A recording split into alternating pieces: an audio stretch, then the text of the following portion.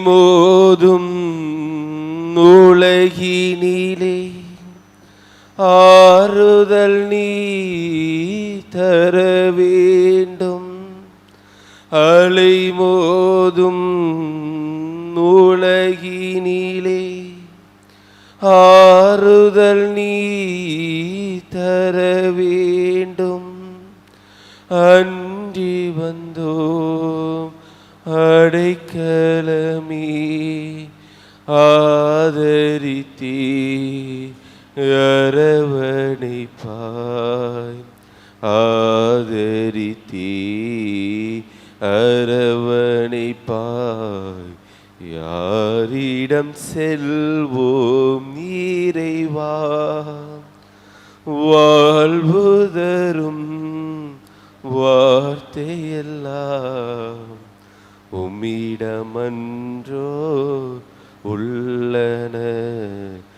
யாரிடம் செல்வோம் இறைவா? வாழ்வு தரும் ஊற்றும் வாழ்வும் முழுமையும் அனைத்துமே இறைவிடம் உள்ளது. அவர் அனைத்திலுமே நிறைவுள்ளவராய் நிறைந்தவராய் அனைத்துமே முடிவுள்ளவராய் நிறைவுள்ளவராய் இருக்கிறார் என்பது நமக்கு தெரியும், எல்லோருக்குமே தெரியும். இருப்பினும் நாம் ஏன் ஏங்க வேண்டும், நாம் ஏன் அழுக வேண்டும், நாம் ஏன் வருத்தப்பட வேண்டும் அப்படின்னு சொன்னோம்னா நம்மளுடைய மனம் ஒரு குறிப்பிட்ட கட்டத்தில் நிலையாக நின்றுவிடும். ஏன் இதற்காக, எதற்கு எனக்கு இவ்வளவுக்கு கஷ்டம், எனக்கு எதற்கு இவ்வளவுக்கு வேதனை? ஒரு அழகான தலைப்போடு பகிர்வதில் இன்பம் என்ற நிகழ்வோடு இந்த மறைவுரையை ஆரம்பிக்க நான் நிறைகிறேன். கலிலேயா கடல் சாக்கடல் என்று இஸ்ரேல் மக்களிடையே நாம் படிக்கக்கூடிய இதில் கலிலேயா கடல் சாக்கடல் என்று நாம் கொள்கிறோம். இதில் இரண்டு விதமாக கொடுப்பதில் வாழ்வும் பெறுவதில் சாவும் என்று நான் அதில் பார்க்கக்கூடியதாக இருக்கும். இந்த கலிலேயா கடலுக்கும் இந்த சாக்கடலுக்கும் போகிற ஒரே நதி இது யோர்தான் நதி மற்றும் யோர்தான் ஆறு மட்டும்தான் இரண்டுக்குமே செல்கின்றது. ஆனால் இந்த கலிலேயா கடலில் மீன் வளம் அதிகம் உண்டு, அதிக மீன்பாடு உண்டு, மீனவர்கள் அதிகமாக அது மீன் பிடிக்கிறார்கள், படகுகள் அதில் பயணங்கள் மேற்கொள்கிறார்கள், வாழ்வூட்டமாக இருக்கிறது. ஆனால் அதுவே அந்த சாக்கடலுக்கு வரும் பொழுது சாக்கடலில் எந்த உயிர் வாழ்வதற்கும் வாய்ப்பில்லை. உப்பு அடர்த்தி அதிகமாக உள்ளது. அது சாவுக்குரிய கடல் என்றும் அழிவுக்குரிய கடல் என்றும் சொல்றாங்க. ஏன் இந்த இரண்டுக்கும் உள்ள வித்தியாசம்? இரண்டுக்கும் ஒரே ஆறுதான் செல்கிறது, இரண்டுக்கும் யோர்தான் நதி தானே செல்கிறது. இருந்தும் ஏன் இந்த இரண்டுக்கும் இவ்வளோ பெரிய வித்தியாசம்? ஒன்றில் வாழ்வு இருக்கிறது, இன்னொன்றில் சாவு இருக்கிறது. அப்படின்னா ஒரே ஒரு விஷயம் மட்டும் அதில் கவனித்தேன். இந்த கலிலேயா கடலுக்கு வருகின்ற தண்ணியை அது வச்சிருக்கிறது கிடையாது. அது எவ்வளவுக்கு பெறுகிறதோ அவ்வளவுக்கு கொடுத்து கொண்டே இருக்கிறது, அனுப்பி கொண்டே இருக்கிறது. அதற்கு வருகின்ற நீரை அது தன்னுள்ளே வைத்து கொள்ளாமல் அனுப்பி கொண்டே இருக்கிறது. ஆனால் இந்த சாக்கடல் அவ்வளவுக்கு இல்லை.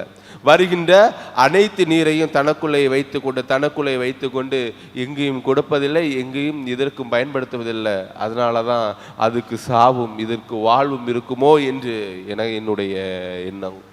அன்புக்குரியவர்களே, இன்றைய காலங்களில் ஒப்பற்ற செல்வம் கடவுள்தான், ஒப்பற்ற நிறைவான செல்வம் கடவுள்தான் என்று நாம் நினைத்து கொண்டு என்னுடைய ஒப்பற்ற செல்வமாக இருக்கிறேன், எனக்கு எல்லாமே நீராக இருக்கிறேன், என்னை முழுமையாக ஒப்பு கொடுக்குறேன் அப்படி நம்ம நிறைய நேரங்களில் சொல்கிறோம். ஆனால் நம்ம பிடித்து கொண்டு இருக்கிற செல்வங்கள் வேற. இந்த உலகத்தினுடைய பார்வைகளிலும் இந்த உலகம் கொடுக்கிற இன்பங்களிலும் உலகம் கொடுக்கிற துன்பங்களையும் நம்ம பிடித்து கொண்டிருக்கிறோம். அதனுடைய பிடிமானத்தில் நம்ம மாட்டிக்கொண்டிருக்கும் பொழுது நாம் அந்த பிடியில் மாட்டிக்கொண்டிருக்கும் பொழுது ஆண்டவருடைய அந்த நிறைவை காண நாம் தவறி விடுகிறோம் என்பதுதான் அன்புக்குரியவர்கள் இன்றைய வாசகம் மூலமாக நமக்கு நினைவுபடுத்துகிறார். நம்ம சொல்லலாம், ஆண்டவரே இந்த உலக பொருட்களை நீர் தான் எங்களுக்கு கொடுத்தீர், இதை கொண்டு தானே வாழ சொல்லி எங்களுக்கு கொடுத்திருக்கிறேன், இதை கொண்டு தான் நிறைவுள்ளவராக வாழ சொல்லி கொண்டு இருக்கிறேன். இந்த செல்வங்களை சேர்த்து வைக்கிறதுனால எங்களுக்கு சாவு வந்து விடுமா, அழிவு வந்து விடுமா அப்படின்னு நம்ம பேசும் பொழுது அலெக்சாண்ட்ரியா கிளமெண்ட் என்பவர் அழகான ஒரு வார்த்தைகளாக சொல்கிறார்.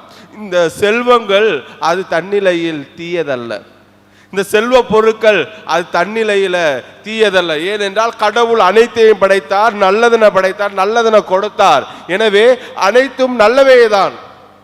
அப்புறம் ஏன் அந்த செல்வந்தர்கிட்ட கடவுள் சொன்னார், உன்னுடைய செல்வங்கள் உன்னுடைய உடைமைகள் அனைத்தையும் விட்டு என்னை பின்பற்று? மற்ற ஒரு இடத்தில் அழகாக சொல்லியிருப்பார், இதோ செல்வந்தர்கள் இறை ஆட்சிக்கு உட்படுவது விட ஊசியின் காதில் ஒட்டகம் நுழைவது எளிது என்று அழகாக சொல்லியிருப்பார். அப்ப இந்த செல்வரோடு இருக்கிறவர்கள் அழிவுக்குரியவர்களா அப்படின்னா இல்லை. இந்த செல்வம் நமக்கு வாழ்வு கொடுக்கக்கூடியதுதான்.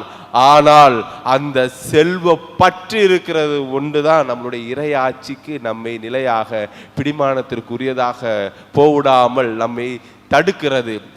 இதோ ஆண்டவர் அழகாக சொல்லுகிறார், இதோ ஏழையின் உள்ளத்தோர் பேறு பெற்றோர், ஏனெனில் அவர்களுக்குரியது. என்னைக்கு நாம் கொண்டிருக்கிற செல்வங்கள் அனைத்தும் நிலையற்றது, என்னோட நான் முழுமையாக வாழும் காலங்களில் என் கூட வரக்கூடியது அல்ல, அல்லது இறந்ததுக்கு பிறகும் என்னோடு பின்தொடர்ந்த கூடி வரக்கூடியது அல்ல என்பதை நாம் என்னைக்கு உணர்ந்து ஒப்பற்ற செல்வமான கடவுள் இயேசுவை நிலையாக பெற்றுக்கொண்டு நம்முடைய செல்வங்களால் பிறருடைய வாழ்வுக்கு நாம் என்று நிறைவளிக்கிறோமோ அன்று உங்களிலும் என்னிலும் இறை ஆட்சி மலர்கின்றது. செல்வம்னா வெறும் செல்வ பொருட்கள் மட்டுமல்ல, நாம் கொண்டிருக்கின்ற எண்ணங்கள் கூட செல்வம் தான். ஒரு அறிஞர் அழகாக சொல்கின்றார், நான் நிறைவுள்ளவனாக இருக்கிறேன் என்கின்ற எண்ணம் கூட நம்மளுடைய செல்வம் தான் அப்படின்னு சொல்றாரு. எப்படி என்றால், நான் நிறைவுள்ளவன், எனக்கு எல்லாம் தெரிகின்றது என்று நாம் நினைக்கிற அந்த அகந்தை எண்ணம் கூட நம்முடைய செல்வம் தான் என்று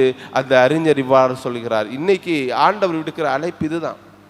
இன்னைக்கு நம்ம நேற்றைய வாசகங்களில் படிக்கிறோம், அந்த கனானிய பெண் ஆண்டவர்கிட்ட, ஆண்டவரே என்னுடைய மகளுக்கு இரங்கும் என்று வேண்டும் பொழுது ஒரு கடினமான வார்த்தை, இதோ பிள்ளைகளுக்குரிய உணவை எடுத்து நாய்க்குட்டிகளுக்கு போடுவது நல்லதல்ல, முறையல்ல என்று சொல்லும் பொழுது அந்த பெண்மணி தன்னுடைய அந்த கனானிய பெண்ணுடைய அந்த நிலையில் இல்லை, அல்லது ஒரு தாயினுடைய நிலையில் இல்லை, ஒரு மனிதனுடைய மனிதனுடைய நிலையில் இல்லை, மாறாக தன்னுடைய பிள்ளையினுடைய குணம் ஆக வேண்டும், இது இவரால் நடக்கும், இது இவரால் முடியும் என்ற நிறையான விசுவாசத்தோட முழங்காலிட்டு, அப்படி இருப்பினும் தன்னுடைய முதலாளியின் மேசையில் இருந்து விழுகின்ற சிறு துண்டுகளையும் நாய் தின்னுமே என்று தன்னுடைய முழு நான் என்ற அகந்தை உடைத்து முழுமையாக ஒப்பு கொடுக்கிறார். அன்று ஆண்டவர் சொல்கிறார், அம்மா உன்னுடைய நம்பிக்கை பெரிது.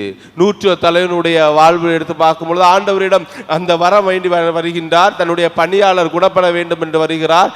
ஆனால் அவர் சொல்லுகிறார், இதோ நீ என் வீட்டில் அடியெடுத்து வைக்க நான் தகுதியற்றவன், ஆனால் ஒரு வார்த்தை மட்டும் சொல்லும், என் பணியால் நலம் பெறுவன். இதோ இன்னும் கீழே வேலை செய்கிறவர்களிடம் நான் இதை செய்க என்றால் அவன் செய்கிறான், இதை இங்கு செல்க என்றால் அவன் அங்கு செல்கிறான்.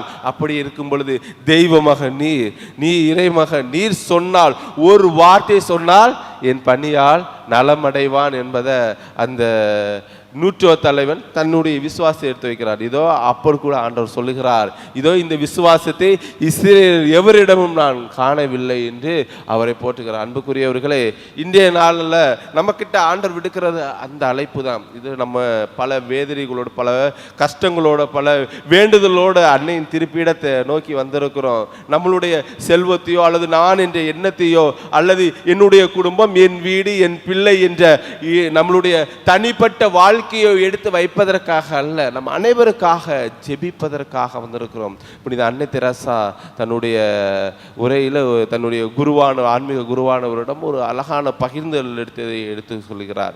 இதோ நாம் நிறைவானவர்கள், நாம் உயர்ந்தவர்கள் என்று எண்ணக்கூடிய ஒவ்வொரு மனிதரும் அந்த நற்கருணையில் வருகின்ற ஆண்டவரை கண்டால் போதும் தங்களுடைய உள்ளத்தை மாற்றிக்கொள்வார்கள். அனைத்தையும் படைத்து அனைத்தையும் ஆண்ட அந்த சராசரங்களையும் படைத்த கடவுள் தன்னையே உடைத்து அந்த சிறு அப்பத்தில் நமக்காக உணவாக மாறுகிறார். அவருடைய அந்த தாழ்ச்சி நம்முடைய உள்ளங்களில் முழுமையாக கொள்ளும் பொழுது ஒப்பற்ற செல்வமான அவரை பெற்றுக்கொள்வோம். ஒப்பற்ற செல்வத்தை பெற்றுக்கொண்ட நாம் அந்த ஒப்பற்ற செல்வத்தை பிறரோடு பகிரும் பொழுது உங்களிலும் என்னிலும் இறையாட்சி மலரும். ஆமென்.